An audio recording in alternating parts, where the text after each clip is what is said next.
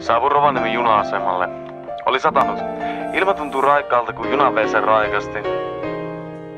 God damn! Astuessani vahingossa vesillä täkkään tiesin illasta tulevan kostea. Nostin sormeni ilmaan pysäyttääkseni ohjaavan taksin juuri kuten Frankie oli opettanut minua New Yorkin savuisilla kaduilla. Taksi pysähtyi renkaat kitisten kuten ex-vaimoni, mutta ei siitä sen enempää. Nostettuani laukkuni ja itseni taksiin kohti epäilyttävän olisi kuljettaja. Tiedättehän City Hotellin. Väsymys painoi sanassani. Ajatukset City Hotellin historiasta valtasivat ajatukseni. Olin vasta pieni poika, kun Heikki ja Vuokko Grön avasivat City Hotellin ovet. Vuonna 1978 tuonne diskon kultavuotena hotellissa oli 66 huonetta ja 55 hengen ravintola.